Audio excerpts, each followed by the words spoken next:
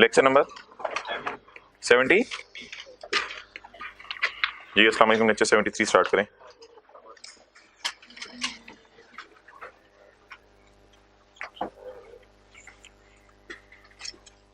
Chapter 22 chapter 23 निकालें जरा। Page 466 application for registration. Page 467 पे आए पहले।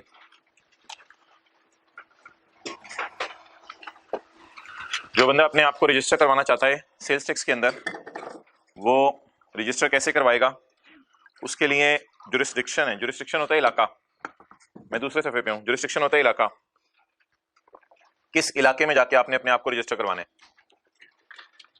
अगर एक कंपनी है, पेज 467, अगर एक कंपनी है वो पब्लिक कंपनी है, चाहे लिस्टेड हो चाहे किताब पे देखें ज्यादा अच्छा नजर आ रहा होगा। लिस्टेड ऑन लिस्टेड इधर भी देखते हैं सारी बातें। तो प्लेस ऑफ रजिस्टर्ड ऑफिस, जहां उसका ऑफिस है।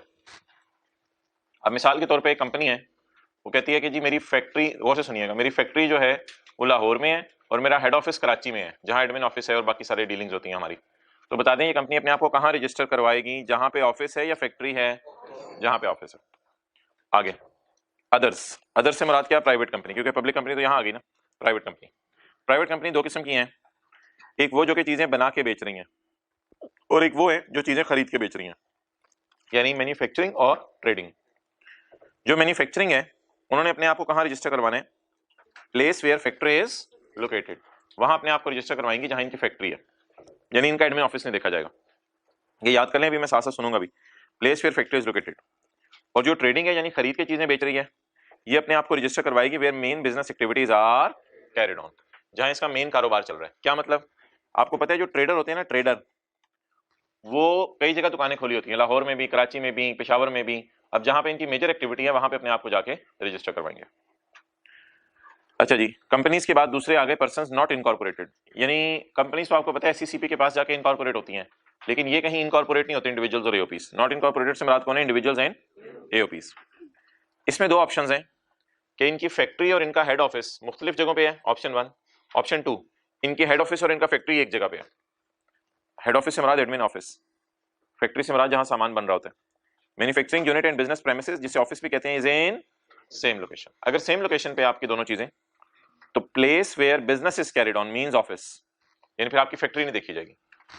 और अगर फैक्ट्री और ऑफिस डिफरेंट लोकेशंस पे है, यानी फैक्ट्री कहीं और है, ऑफिस कहीं और है, तो मिसाल के तौर पे फैक्ट्री जो है वो आपकी पेशावर में है और ऑफिस जो है वो आपका लाहौर में है, तो place where factory is located, यानी फिर पेशावर के अंदर आप अपने आप को जाके रजिस्टर करवाएंगे। तो ये सारी डिस्कशन इस एतबार से थी कि एक बंदे ने हुकूमत के पास जाके अपने आप को कैसे रजिस्टर करवाना है। तो अब आप बता दें जी, पब्लिक लिस्टेड और अनलिस्टेड कंपनीज ने अपने आप को कहां रजिस्टर करवाना है? जहां उनका ऑफिस है। ऐसी प्राइवेट कंपनीज जो चीजें बना के बेच रही हैं, उन्होंने अपने आप को कहां रजिस्टर करवाने हैं? जहां पर फैक्ट्री है। और जो चीजें खरीद के बेच रहे हैं, अगर मुख्तलिफ शहरों में खरीद के बेच रहे हैं, तो जहां मेन बिजनेस है उनका। और जो इंडिविजुअल्स और एओपीज हैं जिनके एक ही जगह के ऊपर, सेम लोकेशन के ऊपर है सब कुछ, तो उन्होंने जहां पे उनका ऑफिस है बिजनेस इज कैरिड ऑन, और जिनका मुख्तलिफ जगहों के ऊपर है उनकी जहां पे मैन्युफैक्चरिंग यूनिट है। Rule 5, application for registration. A person required to be registered, एक बंदा जिसने अपने आप को रजिस्टर करवाना है, shall apply on computerised system, ये कंप्यूटर सिस्टम पे एप्लीकेशन देगा फॉर इट्स, कि मैं रजिस्टर होना चाहता हूं। थ्रू ओनर, पार्टनरशिप फॉर्म हो तो मेंबर, और अगर कंपनी हो तो डायरेक्टर एप्लीकेशन देगा। एप्लीकेशन विल स्पेसिफाई आरटीओ, पिछला सफा आ गया। Application will specify RTO. RTO क्या है? सफे के टॉप पे रीजनल टैक्स ऑफिस। एप्लीकेशन में बताया होगा मैं किस ऑफिस के अंदर अपने आप को रजिस्टर करना चाहता हूं, regional tax office. Where registration is required, यानी मैं अपने आप को कहां रजिस्टर करना चाहता हूं। द इलाका, जुरिस्डिक्शन, जुरिस्डिक्शन होता है इलाका। द इलाकाज आर एज फॉलोज, इलाके फॉलोज नीचे दिए हैं जी। लिस्टेड अनलिस्टेड पब्लिक कंपनी से कहां रजिस्टर कराना है अपने आप को? Where office is located. Other company से क्या मुराद है? प्राइवेट कंपनीज, क्योंकि पब्लिक तो ऊपर आ गई ना, तो अदर कंपनी से प्राइवेट है। प्राइवेट कंपनी से कहां कराना है? प्राइवेट कंपनी में देखें दो ऑप्शंस थी। अगर मैन्युफैक्चरिंग कर रहे हैं तो वेयर फैक्ट्री इज सिचुएटेड, और अगर engage in business other than manufacturing, the place where main business are carried on. In case of persons not incorporated या in case of persons not incorporated, ये दोनों में किसकी बात हो रही है? सी और डी में इंडिविजुअल्स और एओपीस की। पहला तो है द इलाका where business is actually carried on, ये जो हमने पढ़ा है, place where business is carried on. लेकिन अगर having single factory and whose business premises office and factory are in, तो फिर where manufacturing unit is located. अच्छा, ये वाला पॉइंट अगर इसलिए है कि आपके डिफरेंट लोकेशंस पे हैं, तो ऑब्वियसली ये पॉइंट फिर किस सूरत में लगेगा? जब सेम लोकेशन पे। वो तो उसने लॉ में करने तो नहीं लिखा हुआ, लेकिन हमने तो अपने समझने के लिए यहां लिखा हुआ सेम लोकेशन, लेकिन लॉ में करने नहीं लिखा हुआ। तो अगर ये डिफरेंट वाला सिनेरियो है तो ये कौन सा सिनेरियो होगा? ऊपर वाला, सेम लोकेशन पे। अच्छा, आखिरी सवाल रह गया मेरा, वो आपसे ये है कि इंडिविजुअल अगर ट्रेडर है, ट्रेडर कौन होता है? जो चीजें खरीद के बेचता है। इंडिविजुअल अगर ट्रेडर है तो वो कहां पे अपने आप को रजिस्टर करवाए? भाई उसको तो पॉइंट सी लगेगा ना, फिर पॉइंट सी लगेगा ना, तो पॉइंट सी लिख लें, ट्रेडर्स के लिए भी है, where business is carried on. Point C traders के लिए भी है, बल्कि अगले सफे पे लिखेंगे तो ज्यादा बेहतर होगा। पॉइंट सी ट्रेडर्स के लिए भी है, और किन लोगों के लिए भी है? ऐसे मैन्युफैक्चरर, आगे बोले ऐसे मैन्युफैक्चरर जिनके ऑफिस और जिनका बिजनेस प्रेमिसेस सेम लोकेशन पे। तो यहां पे देखें कहां मैंने लिखा है ट्रेडर, वहीं आप भी लिखें।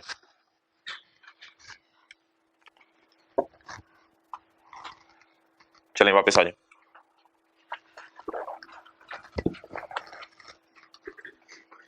द जुरिस्डिक्शन, इलाका of large tax payers. Large tax payers कौन से होते हैं?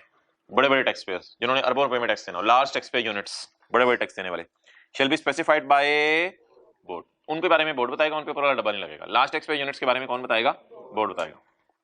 लार्ज टैक्स पेयर्स कौन होते हैं ये हमारे स्कोप में नहीं है, इसकी डेफिनेशन आगे। अच्छा, ये हार्ड एंड फास्ट, अब लार्ज टैक्स पेयर यूनिट तो साइड पे कर देना, इस डब्बे पे वापस आ जाए। ये जो डब्बे में हमने रूल पढ़े हैं, क्या ये हार्ड एंड फास्ट रूल है या लॉ मेकर खुद किसी के लिए बदल सकता है? बदल सकता है। यानी इसकी मैन्युफैक्चरिंग यूनिट लिखा हुआ है, इसकी जगह ऑफिस कर दे, लॉ मेकर कौन पूछने वाला है? तो ये पावर लॉ मेकर को अवेलेबल है। एफबीआर में ट्रांसफर रजिस्ट्रेशन, एफबीआर में transfer registration where place of business, where office और where manufacturing unit is located. From where नहीं लिखा हुआ, बस कहता है may transfer registration to place of business, may transfer registration to registered office, may transfer registration to manufacturing। where की जगह to का लफ्ज आ जाए तो अच्छा हो जाएगा। may transfer registration to business premises, to manufacturing unit, to registered, जहां मर्जी उसका दिल चाहे। ये जो बिजनेस और रजिस्टर्ड ऑफिस है ना, ये ऑलमोस्ट एक ही चीज होती है। ओके, अब अगली बात जी, एप्लीकेंट। एप्लीकेंट कौन होगा? Tax payer. Applicant having national tax number और इनकम टैक्स रजिस्ट्रेशन नंबर। पहले आप असल में अपने आप को इनकम टैक्स वालों के पास रजिस्टर करवाएंगे, फिर आप आके अपने आप को किनके पास रजिस्टर करवाएंगे? सेल्स टैक्स वालों के पास। तो इनकम टैक्स में जो रजिस्ट्रेशन नंबर मिला होगा उसे एनटीएन नंबर भी कहते हैं, नेशनल टैक्स नंबर, और इनकम टैक्स रजिस्ट्रेशन नंबर भी कहते हैं। तो पहले एफबीआर के पास इनकम टैक्स के तौर पे अपने आप को रजिस्टर करवाएंगे, फिर आके सेल्स टैक्स के तौर पे। एन एप्लीकेंट हैविंग एनटीएन और income tax number shall using his login credentials, user name password जिसे आप कहते हैं, user name password, using his login credentials, details, credentials होते हैं details, upload the following information. आपने क्या क्या एफबीआर को बताना है? बैंक अकाउंट कहां पे खुलवाया और किस नाम से खुलवाया? आपने बिजनेस के नाम से बैंक अकाउंट खुलवाया होगा। रजिस्ट्रेशन और consumer number with the gas and electricity supplier, वो जो आपके वापडा या उसका बिल है गैस वालों का, उसका क्या नंबर है आपका? पर्टिकुलर्स ऑफ ऑल ब्रांचेस, अगर आपकी मल्टीपल ब्रांचेस हैं जैसे हश पपीज है तो सारी ब्रांचेस की डिटेल बताएं उनको। ग्लोबल पोजीशनिंग सिस्टम, जीपीएस जिसे आप कहते हैं, global positioning system. Global positioning system tag photographs of business premises, अपनी बिल्डिंग की 2-3 तस्वीरें भी खींच के अपलोड कर दें। And in case of manufacturer also आपने global positioning system tag photographs of machines and industrial electricity और गैस मीटर। अच्छा, अगर आप मैन्युफैक्चरर है तो दो चीजों की तस्वीर आपने अलग भेजनी है, एक मशीन की भेजनी है और एक अपने बिजली और गैस के मीटर की भी तस्वीर भेजनी है। लेकिन आम लोगों ने अपने बिजनेस प्रेमिसेस की तस्वीर भेजनी है, बिजनेस प्रेमिसेस की आप भी भेज दें अगर आप मैन्युफैक्चरर हैं। तो ये वो डाटा है जो आपने पेपर में क्या सवाल आएगा? The applicant having NTN shall upload the following information and documents. Registration के वक्त क्या चीजें अपलोड की जाती हैं? ये 5 किस्म की चीजें हैं जो अपलोड की जाती हैं। ऑन फर्निशिंग अबव डॉक्यूमेंट्स, जैसे आप आईकैप के अंदर फॉर्म जमा कराते हैं अपना, अपलोड कर रहे होते हैं चीजें। ऑन फर्निशिंग अबव डॉक्यूमेंट्स, ऊपर वाले डॉक्यूमेंट्स पहुंच गए किसके पास? एफबीआर के पास। On furnishing above documents the system shall register the applicant for sales tax, फिर आपको सेल्स टैक्स के लिए रजिस्टर कर दिया जाएगा। आफ्टर रजिस्ट्रेशन, रजिस्ट्रेशन के बाद अब आप जश्न मनाएंगे, कहते हैं नहीं जश्न मनाने की जरूरत नहीं है। आफ्टर रजिस्ट्रेशन द एप्लीकेंट और हिज ऑथराइज्ड पर्सन, एजेंट वगैरह, एप्लीकेंट कौन है? Tax pair.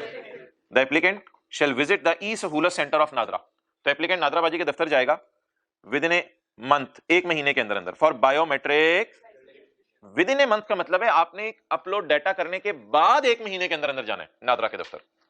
बायोमेट्रिक वेरिफिकेशन जिसमें आपके अंगूठा वगैरह थंब इंप्रेशन लिया जाएगा। इन केस ऑफ फेलियर, और अगर आपने नादरा जाना पसंद ना किया तो आपका नाम उठा के सेल्स टैक्स की एक्टिव टैक्स पेयर लिस्ट से डस्टबिन में फेंक दिया जाएगा। Your name shall be taken of, उतार दिया जाएगा आपका नाम। और देखिए ना ऊपर क्या लिखा हुआ था, the system shall register the applicant, ऊपर तो आपको रजिस्टर कर दिया था उन्होंने। तो असूल क्या है, अब जब आप डाटा अपलोड करेंगे आप ऑटोमेटिकली रजिस्टर हो जाएंगे, लेकिन अगर 30 दिन में आप नादरा ना गए तो आप रजिस्टर हुए हुए भी उठा के आपका नाम टेकन ऑफ कर दिया जाएगा। तो सूली तौर पे बताएं क्या होगा, नादरा जाना जरूरी है रजिस्ट्रेशन के लिए? नहीं, पहले आपको रजिस्टर कर दिया जाएगा आर्जी तौर, पहले आपको रजिस्टर कर दिया जाएगा। जब आप रजिस्टर हो जाएंगे फिर 30 दिन के अंदर अंदर आपने कहां जाना है? नादरा जाना है बायोमेट्रिक वेरिफिकेशन के लिए। लेकिन अगर ना गए तो फिर आपको जो रजिस्ट्रेशन थी वो टेकन सिस्टम से उतार दी जाएगी, taken of. In case of manufacture, अगर लोग चीजें बना के कोई बंदा बेच रहे हैं, द बोर्ड में require post verification through field officers और a third party. Post verification physically होगी ना, कि ऑनलाइन नहीं होगी ये। पोस्ट वेरिफिकेशन फिजिकली कमिश्नर आएगा या कमिश्नर के बंदे आएंगे, फिजिकली कमिश्नर आएगा।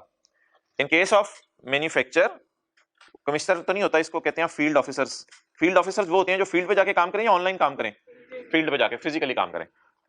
मैन्युफैक्चरर के केस में जरा क्रिटिकल काम है, मशीनें होंगी, सब कुछ होगा। बोर्ड में कहा है पोस्ट वेरिफिकेशन। पोस्ट वेरिफिकेशन का मतलब ये नहीं है कि रजिस्टर करने से पहले वेरिफिकेशन होगी, रजिस्ट्रेशन करने के बाद में आपकी वेरिफिकेशन होगी through through through through through field officers और थर्ड पार्टी। हो सकता है एफबीआर वालों के पास टाइम ना हो, किसी सीए को कहीं जाके ज्यादा चक्कर लगा, और third party. In case the field officer कर ले इसको, in case the field officer finds that any document provided is non genuine और फेक, और फील्ड ऑफिसर्स बताएं कि ये डॉक्यूमेंट्स जो 5-6 जमा कराए हैं ये क्या है, फेक हैं, फारिग हैं, बंदा भी फारिग है, डॉक्यूमेंट्स भी फारिग हैं। It may request through the system to provide missing documents. तो इट से मुराद है फील्ड ऑफिसर्स। फील्ड ऑफिस ही है असल में, तो ऑफिसर्स का लफ्ज उसने यूज किया हुआ। तो field officer may request through system to provide missing documents in 15 दिन के अंदर अंदर तुम मुझे डॉक्यूमेंट्स दे दो। और अगर वो डॉक्यूमेंट्स जमा ना करा पाया तो उसका नाम टैक्स पेयर लिस्ट से टेकन ऑफ कर दिया जाएगा, उतार दिया जाएगा। अब सारी बात की समरी क्या बनी कि सबसे पहले आपने डिसाइड करना है मैंने किस इलाके में रजिस्टर होना है, वो गाइडेंस अवेलेबल है लॉ में, ये पहली बात मुकम्मल होगी। दूसरा मसला, जब आपने इलाका डिसाइड कर लिया तो आपने ओनर के जरिए जाके या पार्टनर के लिए या डायरेक्टर के जरिए आपने एप्लीकेशन दे देनी है रजिस्ट्रेशन की। एप्लीकेशन में कितनी चीजें अपलोड करनी है? 5 चीजें, बैंक का नाम, बिजली के बिलों का रजिस्ट्रेशन नंबर वगैरह, अपनी ब्रांचेस की डिटेल, बिजनेस प्रेमिसेस की तस्वीर, और मैन्युफैक्चर के केस में मशीन वगैरह की तस्वीर। ये दे देंगे तो सिस्टम आपको पॉइंट 3 की रोशनी में रजिस्टर कर देगा। लेकिन अगर आप 30 दिन में नादरा ना गए तो फिर आपको टेकन ऑफ नाम कर दिया जाएगा। ये तो सारे लोगों की बात हो गई, इंपोर्टर की, होलसेलर की, डीलर की, डिस्ट्रीब्यूटर की। लेकिन आप पकड़ें किसको? अगर मैन्युफैक्चरर की बात करें तो उसके पास एक पोस्ट वेरिफिकेशन के लिए लोग जाएंगे, और अगर जाके पोस्ट वेरिफिकेशन में कोई डॉक्यूमेंट फेक निकला तो सिस्टम के जरिए कहा जाएगा कि 15 दिन के अंदर अंदर आप इसे पूरा कर दें। और अगर 15 दिन में आपने पूरा ना किया तो फिर भी आपका नाम क्या कर दिया जाएगा? टेकन ऑफ कर दिया जाएगा। दोबारा सबसे पहले आप अपना इलाका डिसाइड करेंगे। इलाका डिसाइड करने के बाद जो है ओनर के जरिए आप एप्लीकेशन देंगे। उसके बाद आगे आ जाए पॉइंट 2, इसके बाद आप अपने डाटा अपलोड करेंगे। डाटा अपलोड में कितनी चीजें अपलोड करेंगे? 5 चीजें अपलोड करेंगे। इसके बाद आपको पॉइंट 3 की रोशनी में रजिस्टर कर दिया जाएगा। जो 2x पे सुन रहे हैं उनका क्या हाल हो रहा होगा। इसके बाद आपको रजिस्टर कर दिया जाएगा। जब आपको रजिस्टर कर दिया जाएगा तो फिर आप ई सहूलत सेंटर में 30 दिन में ना गए तो आपका नाम टेकन ऑफ कर दिया जाएगा लिस्ट के ऊपर। और फिर उसके बाद अगर आप मैन्युफैक्चरर हैं तो पोस्ट वेरिफिकेशन आपकी की जाएगी। पोस्ट वेरिफिकेशन के अंदर अगर कोई डाटा मिसिंग है आपसे मांगा जाएगा और 15 दिन में आप डाटा जमा ना करवा सके तो फिर भी आपका नाम टेकन ऑफ कर दिया जाएगा।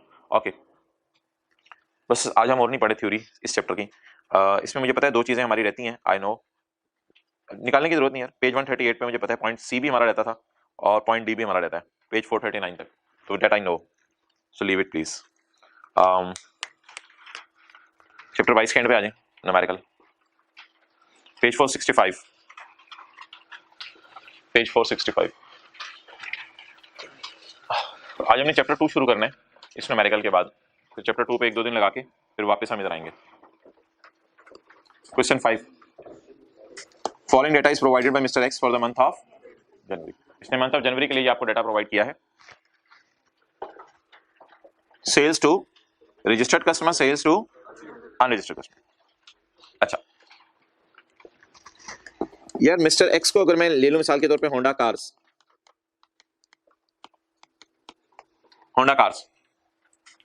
तो sales to registered customers, sales to cell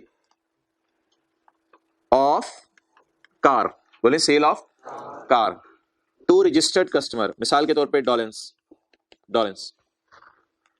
Honda Atlas car के पास, पहला अमेरिकन होने लगे आज, होंडा एटलस कार के पास डॉलेंस वाले आए, डॉलेंस वालों ने आके कहा यार हमें गाड़ियां चाहिए, होंडा ने कहा ठीक है आपको मैं बेचता हूं, होंडा ने कहा मैं भी सेल्स टैक्स में रजिस्टर्ड हूं, डॉलेंस वालों ने कहा हम भी सेल्स टैक्स में रजिस्टर्ड हैं, तो बस दोनों बैठे अच्छे अच्छे बच्चे, तो होंडा वालों ने सेल ऑफ गाड़ियां कर दी टू रजिस्टर्ड कस्टमर, डॉलेंस को सेल ऑफ कार्स कर दी। ओके, इसके बाद थोड़ी देर बाद एक बंदा आया, उसने आके कहा यार मुझे गाड़ी चाहिए, तो होंडा वालों ने कहा हाँ यार आपको भी गाड़ी दे देते हैं, आप कौन हो? उसने कहा मैं होलसेलर हूँ, वैसे ही मेरा कोई काम शाम है, मैं होलसेलर हूँ, पिछली 3 गलियां छोड़ के मेरा होलसेल का काम है, गोदाम है मेरा, तो यार आप अपना रजिस्ट्रेशन नंबर बता दो हम आपको गाड़ी बेच देते हैं। उसको गाड़ी अपनी दुकान के लिए नहीं चाहिए, ऐसे में समझ ले घर के लिए चाहिए, किसी काम के लिए चाहिए, तो गाड़ियों का होलसेल का काम नहीं है उसका, वैसे बात कर रहा हूँ, वो होलसेलर था, उसने कहा यार मुझे गाड़ी चाहिए, तो होंडा ने कहा अपना रजिस्ट्रेशन नंबर बता दो। तो भाई ग्राउंड रियलिटी है कि पाकिस्तान में इस वक्त लाखों होलसेलर हैं जिन्होंने अपने आप को रजिस्टर नहीं करवाया, तो ग्राउंड रियलिटीज लॉ मेकर को पता है, लॉ मेकर को ग्राउंड रियलिटीज पता है, और लॉ मेकर सबको जबरदस्ती पकड़ के रजिस्टर नहीं कर सकता, लॉ मेकर के पास इतना टाइम नहीं होता। अच्छा, अब वो बंदा बर्मला कह रहा है होंडा को कि भाईजान मैं होलसेलर हूं, मैंने अपने आप को रजिस्टर नहीं करवाया और ना मैंने करवाना है, कर लो जो करना है, आपके बस में तो वैसे भी नहीं है, आपके बस में तो वैसे भी नहीं है। तो ऐसी सूरत में बुरा बच्चा होलसेलर है, होलसेलर को हमने पढ़ा था हर होलसेलर ने अपने आप को रजिस्टर कराना होता है, क्लियर?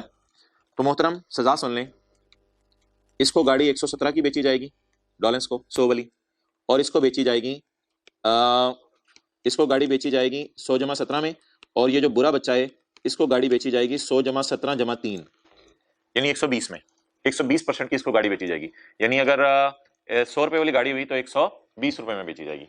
तो डॉलेंस को 100 रुपए वाली गाड़ी कितने में बेचेगा होंडा? 117 में, और इसको 100 रुपए वाली गाड़ी कितने में बेचेगा? 120 में। इस 3 रुपए का नाम मैं आने वाले दिनों में पढ़ाऊंगा जब हम थ्योरी पढ़े होंगे फर्दर टैक्स, तो इस पे क्या लगाया जाएगा? फर्दर टैक्स लगाया जाएगा, क्लियर? तो ये हमने किसको सजा दे दी? बुरे बच्चे को। अभी ना असल में ट्राई टू अंडरस्टैंड, होंडा के हाथ में है कि इसको गाड़ी बेचे या ना बेचे, लेकिन लॉ मेकर होंडा का बिजनेस नहीं डिस्करेज करना चाहता कि गाड़ी ना, आप बेचो गाड़ी, इसको लोग आएंगे आपके पास गाड़ी खरीदने, गाड़ियां बेचो इनको, लेकिन 100 वाली गाड़ी कितने की बेचो? 120 की।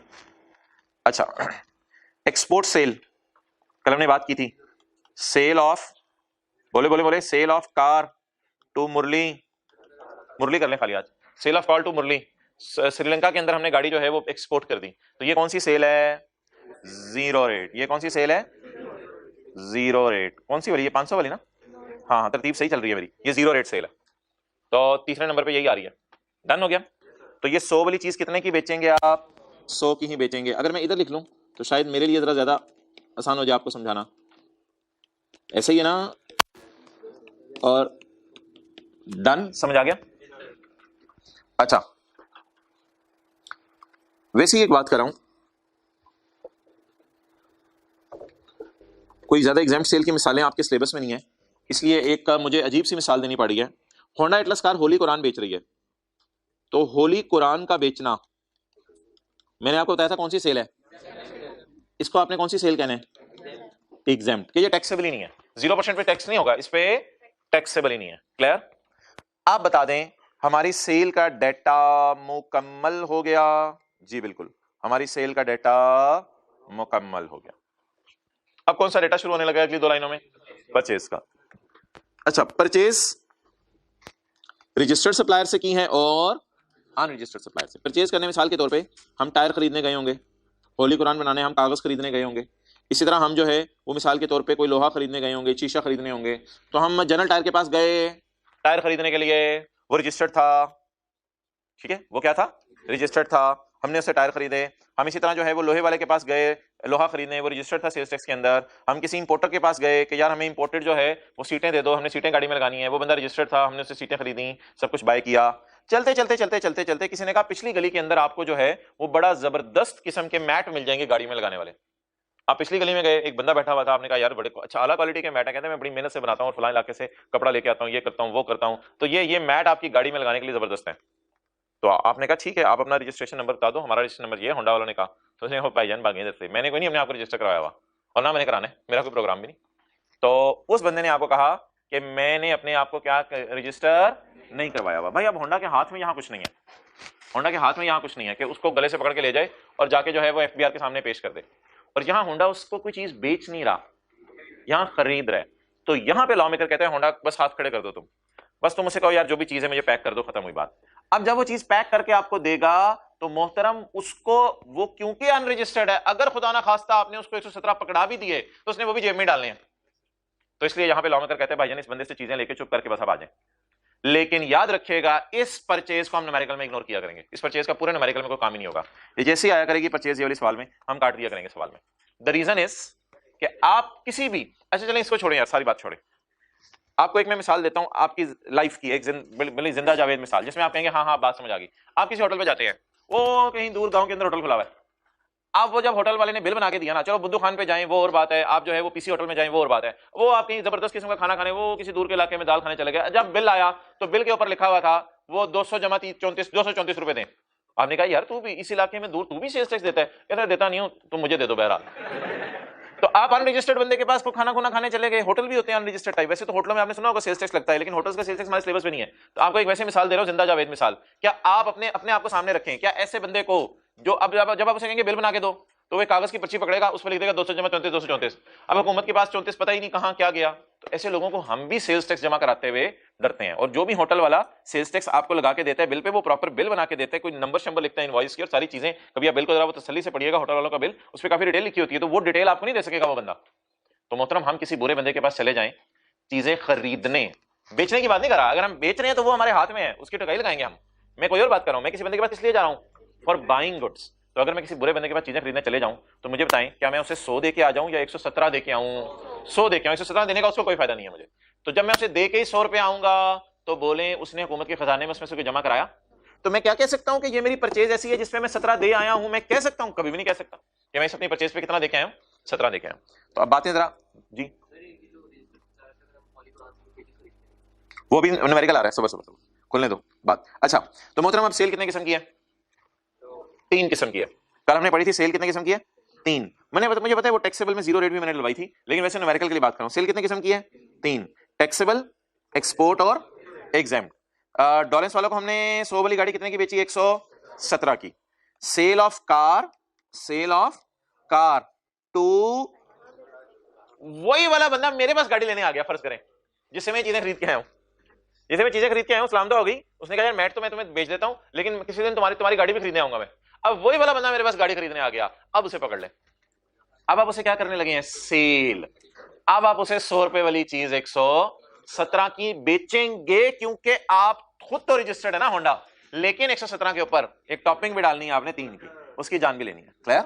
तो अब मेरे ख्याल से शायद बात समझ आ गई हो। तो किसी बुरे बंदे के पास आप मैट खरीदने जाएं, वो खुद अनरजिस्टर्ड है, तो आप तो 100 रुपए में ही खरीद के आ जाएंगे। जैसे होटल के अंदर आप गए, होटल वाले ने कोई आपको पता नहीं चल रहा था कि वो तो खाना भी टाइम पे नहीं आ रहा था और इतना गंद मचा, आपने कहा इसने कहां सेल्स टैक्स जमा कराना है, इसे तो एम्प्लॉइज काबू नहीं आ रहे अपने। तो अब ऐसी सूरत के अंदर जब हम परचेजेस करेंगे अनरजिस्टर्ड से, बोलें उसे इग्नोर करेंगे, और जब सेल करेंगे अनरजिस्टर्ड को तो हम प्रॉफिट डालेंगे 3% की, उससे फर्दर टैक्स लेंगे। आगे जी 0 रेट सेल है, जो गाड़ियां बाहर के मुल्क में बेचेंगे, सबके लिए कॉपीज करा के लाया चैप्टर 2, ठीक है। तो 0 रेट सेल है, वो तो आप क्या करेंगे, उसका 0% टैक्स लगाएंगे नहीं। और इन द एंड कौन सी सेल है जी? एग्जेम्प्ट सेल, होली कुरान, उस पर भी आप टैक्स नहीं लगाएंगे। तो रजिस्टर्ड सप्लायर्स की परचेजेस में गाड़ी के लिए टायर आ रहे होंगे। अच्छा कौन सी गाड़ी, इसमें आप कौन सी परचेजेस होंगी? वैसे सोचें परचेज कौन सी होगी? आपको पता है परचेजेस, कुछ टायर जो है वो उन गाड़ियों में यूज हुए होंगे जो यहां इस्तेमाल हुई हैं, कुछ टायर उन गाड़ियों में यूज हुए होंगे जो बाहर के मुल्क में एक्सपोर्ट हुई हैं, कुछ कागज जो है वो होली कुरान के अंदर जो है वो इस्तेमाल हुआ होगा। क्लियर? तो मटेरियल सारा मिक्स सा होगा। क्लियर? और आप होली कुरान की मिसाल को अगर थोड़ा सा साइड पर रखें, मैं आपको मिसाल दे दूं जो कि मिसाल सही तो नहीं है, लेकिन फिलहाल समझने के लिए मैं दे सकता हूं, इसमें कोई हर्ज वाली बात नहीं। फर्ज करें हुकूमत ने कहा यार हमें आप कोई ना कोई गाड़ियां बेचो, हमें अपने आर्मी वाले और पुलिस वाले बंदों के लिए गाड़ियां चाहिए, मोटरवे के लिए हमें गाड़ियां चाहिए।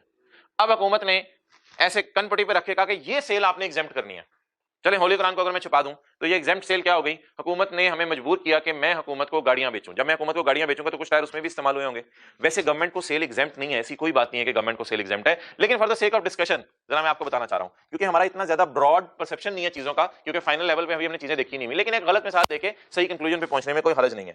तो एग्जेम्प्ट सेल क्योंकि पेपर में बताई होती है, इसलिए एग्जेम्प्ट सेल की मिसालें मैं देना नहीं चाह रहा, पेपर में हमारे सिलेबस में एग्जेम्प्ट सेल की मिसालें याद करना नहीं है, एग्जेम्प्ट सेल पेपर में बताई होती है। चलें मैं कहता हूं गवर्नमेंट को मैंने गाड़ियां सेल की हैं, जो हुकूमत ने कहा यार ये इस पर टैक्स ना लगाना हमें, क्लियर, या होली कुरान भी ज़हन में आप रख सकते हैं मिसाल के तौर पे। तो बताएं जी, ये गाड़ी मैंने जो है वो डॉलेंस को बेची, ये गाड़ी मैंने बुरे बच्चे को बेची, और ये गाड़ी मैंने बाहर के बंदे को बेची, और ये गाड़ी मैंने, अब ये जो परचेज है, अगर होली कुरान की मिसाल को मैंने साइड पे रखा है, अब शायद आपको समझ आ रहा हो, अब ये जो परचेज ऑफ टायर्स है, तो क्या आप एग्री कर रहे हैं ये तीनों किस्म की गाड़ियों में इस्तेमाल हुए हैं? क्या आप एग्री कर रहे हैं ये परचेज, ये टायर तीनों किस्म की गाड़ियों में इस्तेमाल हुए हैं, लेकिन ये कितने टायर किस गाड़ी में इस्तेमाल हुए हैं? लेकिन मैथमेटिक्स तो आपको थोड़ी बहुत आती है ना, वैसे शायद कर ही लें आप, शायद कर ही लें आप कि 4000 वाली परचेजेस को तीनों पे तकसीम करना पड़ेगा, तीनों पे तकसीम करना पड़ेगा, अपोर्शनमेंट करनी पड़ेगी। मेरे ख्याल से ज्यादा सेल इधर हो रही है तो इनमें ज्यादा टायर इस्तेमाल हुए होंगे, इधर थोड़ी सेल है इसमें कम टायर इस्तेमाल हुए होंगे, इधर ना होने के बराबर सेल है इधर टायरियां इस्तेमाल, बहुत थोड़े टायर इस्तेमाल हुए होंगे, क्लियर। तो इसलिए मसला क्या न्यूमेरिकल में आया करेगा जी, मसला न्यूमेरिकल में आया करेगा अपोर्शनमेंट का, किसका? अपोर्शनमेंट का। सेल कितने किस्म की है हमारी, 3 कह दें 4 कह दें, आपकी मर्जी है, लेकिन ब्रॉड कैटेगरीज ना 3 ही हमने लिया करनी है। सेल हमारी कितने किस्म की है? 3 किस्म की, और परचेज एक ही किस्म की दी हुई है। अब कितनी परचेज किस सेल में इस्तेमाल हुई ये हमें पता नहीं है। चलें जी स्टार्ट करें न्यूमेरिकल सॉल्व करना। हाँ लेकिन उस परचेज पे 17% लगा के न्यूमेरिकल में नहीं लेके जा सकते, न्यूमेरिकल में सिर्फ वो चीजें लेके जा सकते हैं जिस पे 17% लग सकता है। इसमें मैं 17% अगर लगाऊंगा तो इसका क्या मतलब होगा कि मैंने 100 वाला मैट 117 का खरीदा, ये झूठ है, मैंने 100 वाला मैट 100 में ही खरीदा, लेकिन 17% तो पे नहीं किया ना। ओके, अब जी न्यूमेरिकल के अंदर 2 वर्किंग्स हुआ करेंगी, वर्किंग 1, वर्किंग 2। वर्किंग 1 हुआ करेगी इनपुट टैक्स। अच्छा इनपुट टैक्स कुछ भी नहीं है, मैंने आपको कहा था इनपुट टैक्स क्या होता है, परचेज इनटू 17%, परचेज इनटू 17%। तो पकड़े जी परचेज, मेरी परचेज कितने किस्म की है? 2, और यार 3 किस्म की नहीं है परचेज, मैं बोल रहा हूँ सेल 3 किस्म की है, परचेज 2 किस्म की है। मैंने काट दिया, इसका मतलब ये नहीं है कि सवाल से मैंने निकाल दिया।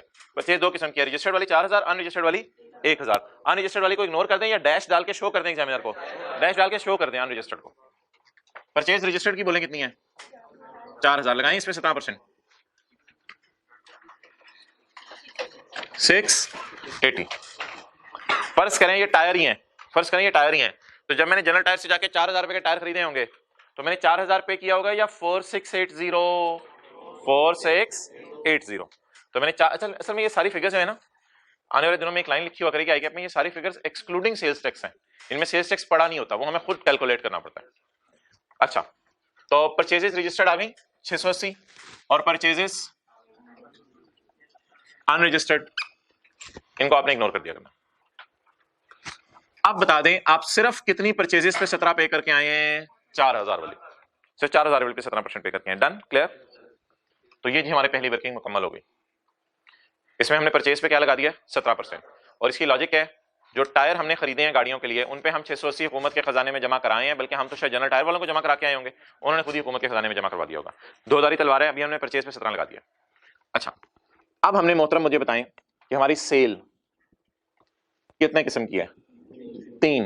मुझे पता है टैक्सेबल में 2 किस्म की आगे, कुछ 117 वाली है, कुछ 117 जमा 3 120 वाली है, उसको छोड़ें अभी। टैक्सेबल जीरो रेट जिसे एक्सपोर्ट भी कह सकते हैं आप, और एग्जेम्प्ट सेल। टैक्सेबल सेल में वो वाली सेल आ जाएगी जो हमने बेची हैं चीजें डॉलेंस को, और वो वाली भी आ जाएगी, इसका मैं टेंशन ना लें, इसको मैं जो भी 17 और 3 लगाना होगा मैं खुद लगवा दूंगा आपको। फिलहाल मुझे बस बताएं टैक्सेबल सेल में कौन कौन सी सेल आएगी? 900 वाली, ये टैक्सेबल एट 17% है, ये टैक्सेबल एट 17 जमा 3 है, लेकिन टैक्सेबल तो है ना दोनों, ये टैक्सेबल एट 17% है, ये टैक्सेबल एट 17 जमा 3 है, कितना हो गया? 1700। अच्छा जी जीरो रेट सेल जिसे एक्सपोर्ट सेल भी कहते हैं, वो कितने जी है? ये बाहर के मुल्क में चीजें बेची 500। ये कौन सी सेल है जी? एग्जेम्प्ट सेल, कितनी? 300।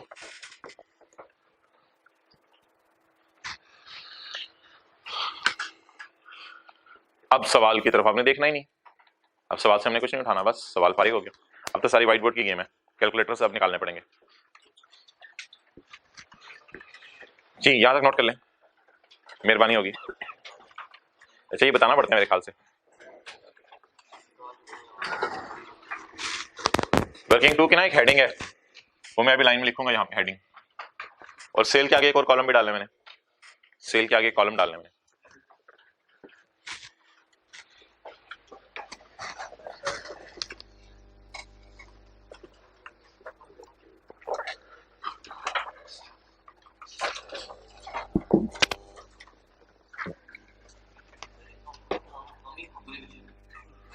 नहीं नहीं नहीं हो नहीं सकता। ओके अच्छा जी, नाउ मुझे ये बता दें कि what is the total sale? 2500। Now the story is over. अच्छा ये वैसे ये क्या चक्कर हुआ है, 4000 का हमने सामान खरीदा है और 2500 का अभी तक बेचा है, बाकी स्टॉक में पड़ा होगा, बाकी स्टॉक में पड़ा होगा, स्टॉक की तो हमें टेंशन नहीं लेनी इस टॉपिक में, स्टॉक की टेंशन नहीं लेनी, बाकी स्टॉक में पड़ा होगा, खैर है कोई मसला नहीं, बाकी इंशाल्लाह फिर कभी भेज देंगे। अच्छा चलें इस बात को छोड़ें, बहरहाल तो बता दें हमारी सेल कितने किस्म की है? 3, टैक्सेबल, जीरो रेट और एग्जेम्प्ट सेल। अब मोहतरम मुझे बता दें कि ये वाली परचेज किस किस सेल में इस्तेमाल हुई होगी? ऑब्वियसली उन गाड़ियों में भी इस्तेमाल हुई होगी जो डॉलर स्कोर बोरे बच्चों को बेची हैं, उन गाड़ियों में भी इस्तेमाल हुई होगी जो बाहर के मुल्क में गई हैं, और उन गाड़ियों में भी इस्तेमाल हो रही होगी जो हुकूमत को हमने बेची हैं या होली कुरान बेची है, उसमें भी कागज इस्तेमाल हुआ होगा। अच्छा अब पकड़ें आप इनपुट को, ये वाला 680 को पकड़कर क्या करें क्या करें, क्या नाम रखें 680 का? अच्छा कुछ बच्चे पूछते हैं सर ये परचेज को तोड़ना इन तीनों में के दरमियान या इनपुट को तोड़ना है तीनों के दरमियान? मोहतरम इनपुट को तोड़ा करना है, इनपुट को कैलकुलेट करके फिर इनपुट को तीनों में तकसीम किया करना है। आप बता दें अपोर्शनमेंट आपने सीखी हुई है, बड़ी सादा सी अपोर्शनमेंट है, क्या करेंगे आप? 680 पकड़ेंगे कैलकुलेटर पे, इसको डिवाइड किस पे करेंगे? 680 टूट के सबसे ज्यादा कहां जाएगा? 1700 के सामने, 500 के सामने या 300 के सामने? 1700 के सामने जाएगा। और 680 सबसे कम टूट के किसके सामने जाएगा? 300 के सामने। तो 680 को पकड़ने कैलकुलेटर पे डिवाइड करें 2500 से, मेहरबानी कैलकुलेटर निकालें, मेहरबानी मल्टीप्लाई करें 1700 से, पॉइंट्स में ना लेके जाएं, 462। इसी तरह अगली दोनों भी कर दें जी। कैलकुलेटर पे लिखें 680, डिवाइड करें 2500 से और मल्टीप्लाई करें 500 से, इसे अपोर्शनमेंट की वर्किंग कहते हैं। 136। अब तीसरा निकालने की जरूरत नहीं, बैलेंसिंग भी आ सकता है, यानी 680 माइनस 462 माइनस 136, या तीसरा अगर निकालना है तो रीप्ले का बटन दबा के कैलकुलेटर पे 300 लिख लें जी। क्या जवाब है? 82।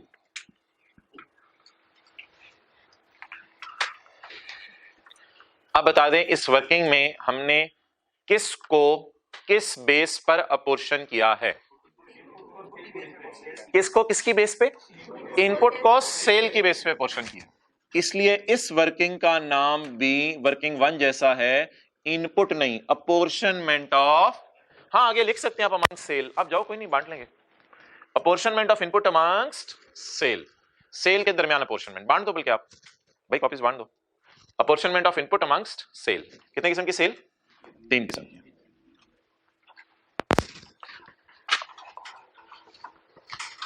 नोट कर लें जल्दी से यहां पर।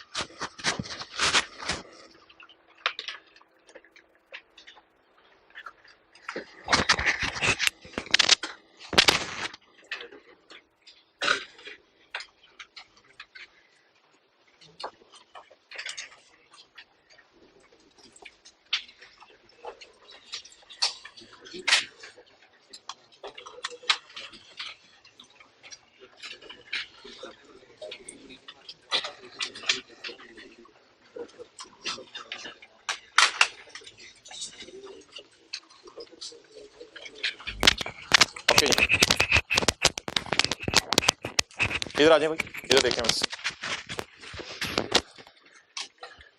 अच्छा भी अब न्यूमेरिकल का फेस शुरू होने लगा है, अब न्यूमेरिकल का फेस शुरू होने लगा है। बंदे का नाम क्या मिस्टर? अच्छा न्यूमेरिकल का फेस क्या है यार? Sale into 17% minus purchase into 17%। Numerical का फेस क्या बोले? Sale into 17% minus purchase into 17%। आपको याद है मैंने कहा था सेल करके जो टैक्स आया वो रिसीव हुआ है, हमें इतना ऑलरेडी हुकूमत को पे कर चुके हैं, बाकी हुकूमत को पेबल होगा। शायद आपको याद आ रहा हो ये ना मैंने असल में 3 न्यूमेरिकल्स इकट्ठे करवा दिए थे आपको, माजरत 3 बंदों का न्यूमेरिकल इकट्ठा करवा दिया था। न्यूमेरिकल तो पेपर में एक बंदे का आता है, लेकिन वो एक बंदा ही ऐसे आज मल्टी डायमेंशनल है, कई चीजें कर रहा है। तो न्यूमेरिकल का फॉर्मेट क्या है? सेल इंटू 17% माइनस छोटा सा दो तीन लाइनों का फॉर्मेट है, लेकिन ऑब्वियसली विद द टाइम कुछ लाइनें और भी ऐड होंगी फॉर्मेट में। अच्छा जी, सोल्यूशन नहीं देखना आपने नीचे, सोल्यूशन बिल्कुल नहीं देखना। अच्छा जी, सेल कितने किस्म की कर रहा है यार ये? 3 टैक्सेबल। अच्छा थोड़ी देर के लिए ना आपने 5 मिनट तक बल्कि 10 मिनट तक मेरे से 3% की बात नहीं करनी, 10 मिनट तक 3% की बात नहीं करनी, बुरे बच्चों का 10 मिनट तक 3% की बात नहीं करनी, 10 मिनट तक 3% की बात नहीं करनी। अच्छा टैक्सेबल, जीरो रेट और एग्जेम्प्ट सेल। कितने किस्म की सेल कर रहा है भाई? 3 किस्म की, taxable sale, zero rate sale और exempt sale. Okay, taxable sale पकड़े जी, कितनी है? 1700। सेल पकड़े ना, अब सेल पे 17% लगता है। किस पे लगा लिया हुआ 17? परचेज पे। अब किस पे लगा लिया हुआ 17? परचेज पे। अब किस पे लगाने? सेल पे। पकड़ ली सेल, प्यार मोहब्बत से ले आए इधर, नाराज तो नहीं रास्ते में। सेल पे 17% लगाए, 289। कहां से पकड़ी जी सेल? खुदा के लिए वो यार भाई कैमरा भी इधर नहीं लेके जाना शीट की तरफ आपने, और बच्चों ने भी इधर नहीं देखना। उधर क्या देख रहे हैं सब? मैंने कहा इधर क्वेश्चन की तरफ जाना ही नहीं, मैंने मना कर दिया क्वेश्चन की तरफ जाने से। सेल पकड़े जी कितनी है? 1700। इस पे कितना लगा दें? वो जो 3% वाला मसला आपको हो रहा है वो मैं कह रहा हूं 5-7 मिनट तक छोड़ें। अच्छा, इस 289 का इनपुट कितना है? इस 289 का इनपुट कितना है? 462। इधर तो उल्टा रिफंड निकल रहा है आपका। आपने पे क्या करना है टैक्स हुकूमत को? आपका क्या निकल रहा है? रिफंड निकल रहा है। चलें इसको छोड़ें अभी, ये पहला वाला हो गया। दूसरी सेल पकड़े, कौन सी वाली? Zero rate. बोले बोले बोले बोले बोले आउटपुट आउटपुट आउटपुट आउट 500। इस 500 के ऊपर आपने कितने परसेंट टैक्स लगाना है? 0%, क्योंकि एक्सपोर्ट सेल जीरो रेट है। 500 वाली गाड़ी अगर हमने मुरलीधरन को बेची है तो 500 वाली गाड़ी 500 में 17% डाल के दी होगी या 500 में ही भेज दी होगी? तो बड़े हमारी सेल जीरो रेटेड है, तो 500 इंटू 0%, क्या जवाब आ गया? 0। अच्छा, जब ये जवाब आ गया 0 तो हम हुकूमत के पास जाके कहेंगे और हुकूमत को कहेंगे हुकूमत हमने जनरल टायर से टायर खरीदे थे, उसने ना हमें 17% डाल के दे दिए थे, उसने 17% डाल के दे दिए थे। वो जो टायर मैंने इस्तेमाल किए उन पे मैं 17% तुम्हें हुकूमत दे चुका हूं। तो हुकूमत कहेगी हाँ बिल्कुल सही कह रहे हो तुम, इधर आ जाओ रिफंड ले लो। इधर मैंने जानबूझ के रिफंड नहीं लिखा, इसमें मैंने कुछ आपसे बात करनी है अभी। हुकूमत कहेगी मैं एक्सपोर्टर से बहुत खुश हूं, एक्सपोर्टर से बहुत खुश हूं, ये 136 मेरी तरफ से, ये लो पकड़ो, 136 को नेगेटिव लिख देता हूं मैं, ये रिफंडेबल है, ये मैं हुकूमत से जाकर रिफंड ले लूंगा। पॉजिटिव आता तो पेएबल हो रहा था, नेगेटिव आ रहा है तो रिफंडेबल है। वैसे मुझे बताएं एक कोई लॉजिक इसकी बन रही है कि गाड़ी मैंने बाहर के मुल्क बेची है 0% डाल के, लेकिन मैंने टायर वगैरह खरीदने पे जनरल टायर को टैक्स दे दिया होगा, क्योंकि जनरल टायर वाले को मैं जितना मर्जी यकीन दिला दूं कि ये गाड़ी मैंने एक्सपोर्ट करनी है, वो कहेगा भाईजान जाएं यार अपना काम करें, मुझे मेरे से टायर खरीदने हैं ना तो 100 वाला टायर 117 का ही मिलेगा भाई, बस बात खत्म। आगे मैंने उस टायर को लकीली किस गाड़ी में डाल दिया? जो मुरली के पास जानी थी। तो जब उस टायर में उस गाड़ी में डाल दिया मैंने, तो फिर इसका मतलब मेरी सेल 0% वाली है, लेकिन परचेज जागते रहना भाइयों। Okay done. तो भाई एक्सपोर्टर को बहुत बेनिफिट्स हैं हमारे लॉ में। सबसे बड़ा बेनिफिट है उसे टैक्स क्या हो जाता है? रिफंड हो जाता है। अब फील करें क्या हो रहा है, सेल्स एक एक करके पकड़ी जा रही हैं और इनके सिर्फ इनपुट अलग अलग करके क्या हो रहे हैं? माइनस हो रहे हैं। तो न्यूमेरिकल के फेस के ऊपर ही 3 फेसियां आ गई हैं इधर। आगे कौन सी सेल है? अब कुरान की सेल पे हुकूमत ने कहा हुआ टैक्स लगना ही नहीं, 300 पकड़ के 17 तो दूर की बात, टैक्स ही नहीं लगना, टैक्स ही नहीं लगना। लेकिन कुरान के लिए जो कागज खरीदा होगा उस पे तो शायद परचेजेस में 17 पे किया हो, वो कितना है? 82। मोहतरम एक एग्जेम्प्ट सेल को आप तो अच्छी सेल समझ रहे थे, सेल्स टैक्स में इसको बुरी सेल कहा जाता है। फिर ये क्या बात हुई? हाँ कस्टमर के लिए शायद अच्छी है, लेकिन सेल्स टैक्स में इसको ना बुरी सेल कहा जाता है। और ये जो 82 है ना, ये रिफंड नहीं होता, ये डेड हो जाता है। ये आपका 82 का इनपुट डेड हो जाएगा। इसको रिफंडेबल लिखूं जो मर्जी लिखूं, ये 82 आपका डेड इनपुट है, यानी इसका कोई आपको बेनिफिट नहीं मिलेगा। ये नॉन रिफंडेबल है। ये क्या है? ये नॉन रिफंडेबल है, ये आपको टैक्स वापस नहीं हुकूमत करती। जो होली कुरान बनाने के लिए आपने कागज बीच में डाला है, कागज पे जो 17% पे किया है वो हुकूमत आपको रिफंड नहीं करती। अब आप कहेंगे यार ये तो डिस्करेज किया जा रहा है दुकानदारों को। यहाँ पे थोड़ी सी मुझे एक बात करनी पड़ेगी, वैसे पेपर पॉइंट ऑफ व्यू से बात मेरी खत्म हो गई है, थोड़ी सी बात करनी पड़ेगी अगर आपने लॉजिक समझनी है IS2 की। IS2 आपने पढ़ा हुआ है, इंट्रो के अंदर FR1 के अंदर भी बच्चों ने पढ़ा हुआ है, नहीं पढ़ा तो अब भी शायद पढ़े हो। आपने शायद पढ़ा हो कि नॉन रिफंडेबल टैक्सेस एसेट की कॉस्ट में ऐड होते हैं। नॉन रिफंडेबल टैक्सेस एसेट की कॉस्ट में ऐड होते हैं। ये ना, ये रिफंडेबल है, ये माइनस हो रहे हैं, ये रिफंडेबल है। नॉन रिफंडेबल टैक्सेस एसेट की कॉस्ट में ऐड होते हैं। और जब ये पढ़ाया जाता है ना, तो ऑब्वियसली एक बात याद रखिएगा, जो नॉन रिफंडेबल टैक्स है ना, जब दुकानदार को पता है कि ये 82 रुपए का मेरा नुकसान हो गया, मैंने कागज खरीदे हैं, फर्ज करें कागज मैंने 2-3 हजार रुपए के खरीदे, पता नहीं 82 का कितना बनेगा परचेज पे, छोड़ने पड़े। जब मैंने कागज खरीदते हुए 82 पे किया, दुकानदार को पता है कि ये मेरे 82 का मुझे हुकूमत ने कोई फायदा नहीं देना, तो फिर दुकानदार करते क्या है, कुरान पाक की जो कॉस्टिंग कर रहे होते हैं, कॉस्ट, उस कॉस्ट में 82 को डाल देते हैं। IS2 कहते हैं उस कॉस्ट में डालो 82 को। जब उस कॉस्ट में डालते हैं 82 को, तो उससे कॉस्ट बढ़ जाती है चीज की, तो दुकानदार सेल प्राइस महंगी सेट कर देता है। लेकिन दुकानदार बिल पे ये नहीं लिख सकता 1000 वाला कुरान 1170 का। हाँ, वो महंगा करके बेच दे, उसको कोई पूछने वाला नहीं, एक तो कोई मसला नहीं, हुकूमत भी नहीं मना करेगी। आप 6000 का बेचें, 15000 का बेचें, हुकूमत नहीं पूछेगी आपको। लेकिन आप सेल्स टैक्स नहीं लगा सकते। जो बकरे वाली मैंने बात की थी, बकरा आप 2 लाख का बेचें, हुकूमत नहीं पूछेगी। लेकिन 2 लाख वाला बकरा 2,34,000 का नहीं बेच सकते, इसमें बस हुकूमत को एतराज है, सेल्स टैक्स नहीं लगाना। तो एग्जेम्प्ट सेल शायद हमारे लॉ में आपको देखने में थोड़ी सी बुरी सेल लग रही है, हाँ शायद आप कह सकते हैं, लेकिन अगर थोड़ी सी अकाउंटिंग नॉलेज है तो दुकानदार पागल नहीं है कि इतना नुकसान बर्दाश्त करेगा। दुकानदार को ये नुकसान होता है, वो क्या करता है, चीज को महंगा करके बेच देता है, चीज को महंगा करके बेच देता है। अब एग्जेम्प्ट सेल क्यों लॉ में बनी हुई है, इसके पीछे मैकेनिज्म क्या है, वो बातें आहिस्ता आहिस्ता हमें खुलती चली जाएंगी। तो ये जी 3 फेसेस हैं न्यूमेरिकल के, इनको नोट कर लें। इधर क्वेश्चन मार्क आपने लगाना है।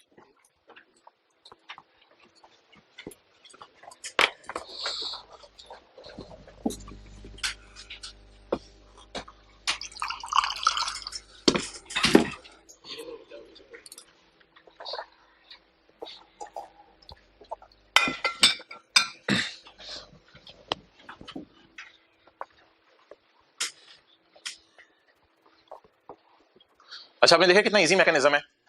फेस, तीनों सेल को पकड़ा, तीनों सेल को पकड़ के 3% वाली बात अभी तक दिमाग में अड़ी हुई है, वो लगा है। तीनों सेल को पकड़ के 17 लगाया, 0 लगाया, एग्जेम्प्ट सेल किया इसको, और इन द एंड तीनों के इनपुट क्या कर दिया, माइनस कर दिया।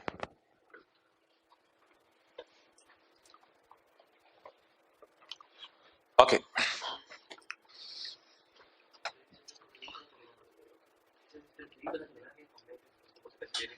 जी जी बिल्कुल, रिफंड एप्लीकेशन देंगे, हम जमा कराएंगे, जब पे कितने करने हैं वो भी देखेंगे। अच्छा जी, अब एक दफा यहां तक रिवाइज कर लें सारा, सबर कर जाओ, अभी थोड़ा सा इसको खत्म कर लेना दो, 10 मिनट की बातें खत्म कर लेना दो। अच्छा भाई मेरे इधर आए, सवाल में ना 2 किस्म का डेटा हुआ करेगा, एक हमारी परचेजेस का और दूसरे हमारी सेल का। अब टॉप से चलें, दोबारा रिवाइज करें सारी चीजें। परचेज रजिस्टर्ड से भी होगी, अनरजिस्टर्ड से भी होगी। अनरजिस्टर्ड परचेज को आपने फारिग कर दिया करना है। अच्छा, परचेज खाली कौन सी उठानी है, रजिस्टर्ड, और इसको उठाते ही इस पे कितने % लगा देने, 17%। अच्छा, सेल कितने किस्म की होगी हमारी, 3 किस्म की। हाँ, टैक्सेबल में आगे फर्दर सब कैटेगरीज हैं, उन सब कैटेगरीज को मैंने कहा थोड़ी देर के लिए भूल जाए। सेल किस्म की होगी, डॉलर्स को भी आप 17 रुपए डाल के बेचेंगे, और आप बुरे बच्चे को भी 17 रुपए डाल के बेचेंगे, और 3 अलग छोड़े।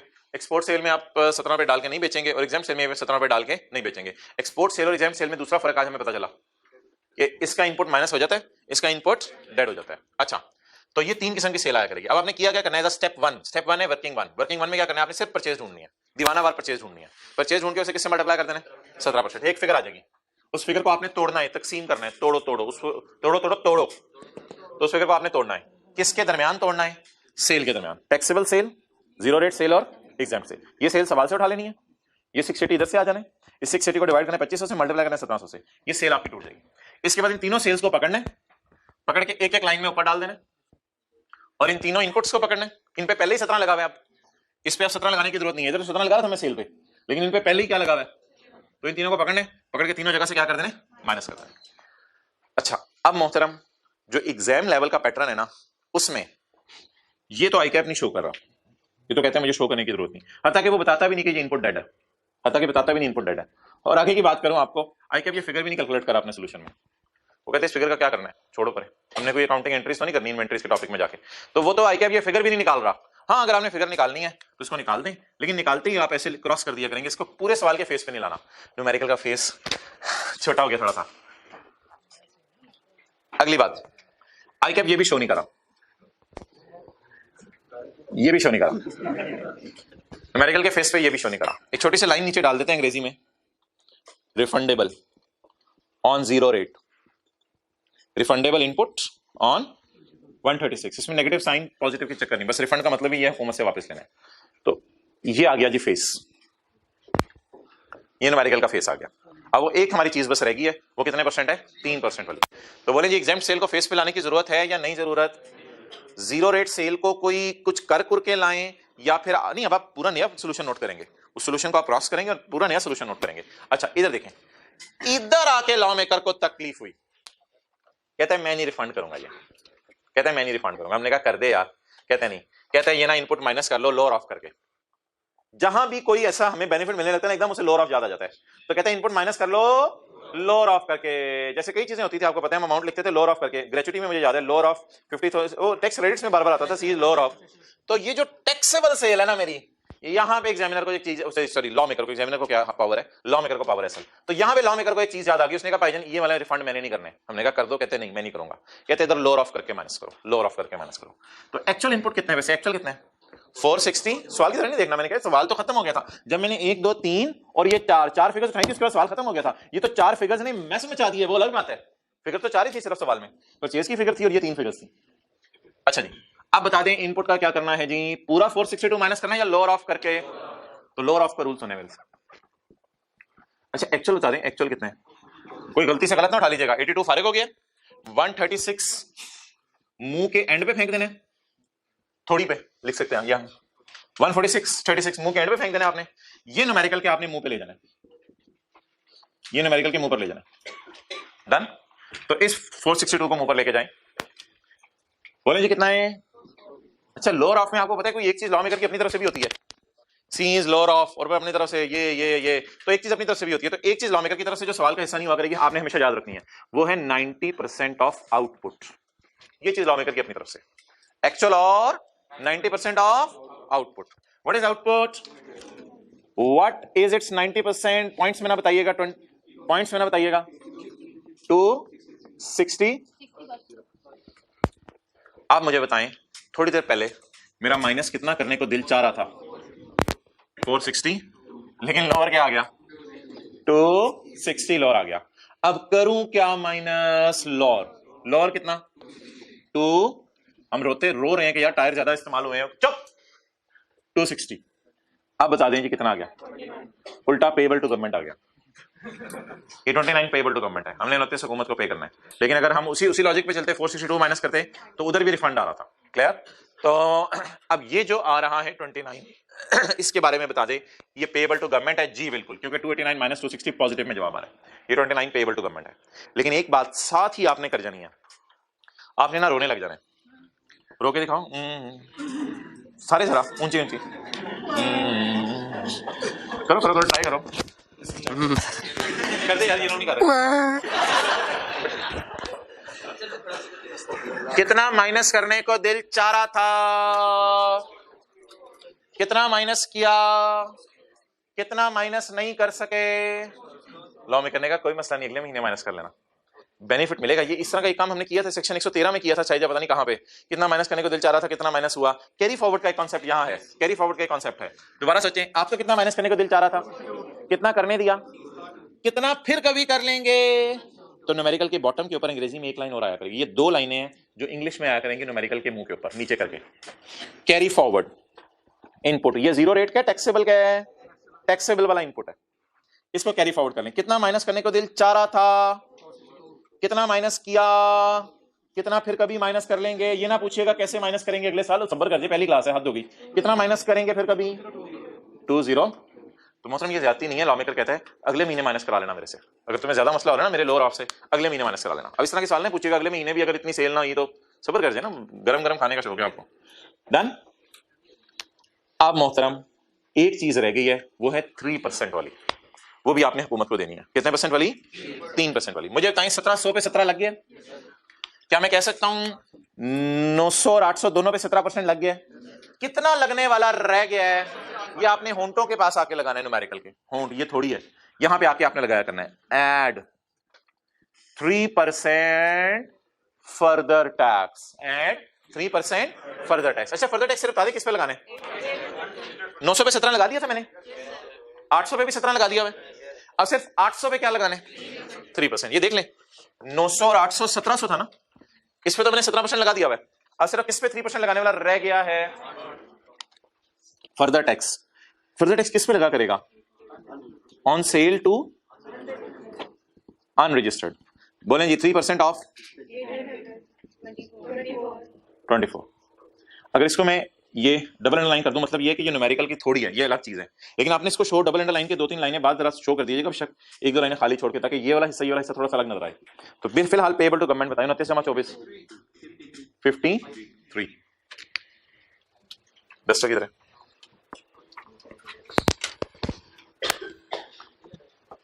चलिए देखते हैं दोबारा, ये नहीं, ये तो मेरी कैलकुलेशन के दौरान आएगा। देखें दोबारा, 82 को क्या करना है, फारिग। 136 को रिफंड मांग लेना है हुकूमत से इतना, और 462 को न्यूमेरिकल के फेस पे ले जाना है। अच्छा जी, न्यूमेरिकल का फॉर्मेट किसी को आता हो, आउटपुट लेस। अच्छा, आप एक मजे की बात सुने, जब आपने ये 136 नीचे फेंक दिया ना, अब आपकी आंखें बस ऐसे मूव कर रही होंगी, बस अब आपने ना सिर्फ ऐसे ऐसे रहने। अब आपने ये फारिग हो गया, अब सारा ये 500 कहीं नहीं जाना यार, ये 500 कहीं नहीं जाना था, लेके गया था मैंने, लेकिन वो लॉजिक बता दिया, इस पे 0% लगाना, ये भी एग्जाम्प्ट है। तो अब आपकी आंखें सिर्फ ये समंदर के ऊपर ऊपर तैरते रहना है, अब आपने अब ऊपर ऊपर ही तैरते रहना बस। लेकिन ये देखिएगा ये फिगर्स क्या मैच में जाती हैं, जरा देखिएगा अभी, ये देखिएगा क्या करने लगी है फिगर्स। पकड़े जी, हिम्मत करें सेल सेल सेल सेल कितने परसेंट, 17%। फिलहाल 17 लगाते, कोई मसला नहीं, फिलहाल 17 लगाते, 3 की टेंशन ना लें। 289 इनपुट पकड़े, कितना है 462, लेकिन ये माइनस नहीं करना, लोअर ऑफ एक्चुअल कितना, या 90% ऑफ 289, ये 289 है, आउटपुट 260। लोअर एक काम साथ ही कर जाएं, क्या कितना, नहीं, कितना माइनस करने को दिल चाह रहा था, कितना करने दिया, ये ना रिफंड नहीं होना, ये रिफंड हो गया तो वही बात होगी, अगले महीने माइनस कर लेंगे। कैरी फॉरवर्ड इनपुट, यार ये सवाल ना पूछना कितने से कैरी फॉरवर्ड होगा, इसमें पूरे सेक्शन में पढ़ानी है। कैरी फॉरवर्ड बैलेंस इनपुट को जी, कितना माइनस करने को दिल चाह रहा था, ख्वाहिशात का जहां नहीं है, कितना माइनस करने दिया, कितना बाकी जन्नत में जाके 202, तो 202 will be carry forward input. Done. 29। अब किस सेल पे, इधर नहीं 3% लगाया करना, जो फॉर्मेट चीजों को उसी पे चले, इधर नहीं 3% लगाया करना। अब बता दें किस सेल का 3% लगाने वाला रह गया, 900 वाली का, 800 वाली का, 800 वाली का। Add 3% further tax on sale to unregistered. अच्छा, अनरजिस्टर्ड की सेल बोले तो जरबे 3%, 20 53 इज पेएबल टू गवर्नमेंट। चलें जी, नोट करें। अच्छा, ये चैप्टर 2 की मैंने कॉपीज बांटी हैं, मैं रिकॉर्डिंग ऑफ करा दूं, फिर सवाल आपके लेने शुरू करता हूँ। चैप्टर 2 की मैंने कॉपीज बांटी हैं, और मैं वेबसाइट पे भी सोल्यूशन अपलोड कर दूंगा। अब ये कल की क्लास में करूंगा, जब मैं क्लास कराऊंगा। इसमें असल में ना कुछ उर्दू में मैंने ऊपर लिखा हुआ है, तो ये फिजिकल वालों को बांट दिया, ऑनलाइन के लिए मैं फिर अपलोड कर देता हूँ। ओके ठीक है यार, पॉज करके आप लोग नोट कर लें, आप जाओ 1 मिनट पॉज करके नोट कर लें, ये सोल्यूशन अवेलेबल है। और इस पे कोई सवाल नहीं पूछने आपने व्हाट्सएप ग्रुप में, कल सुबह आती मैं एक दफा ये रिवाइज करवाऊंगा, तो इस पे कोई सवाल नहीं पूछने फिलहाल, आज आपने खत्म करो, ओवर।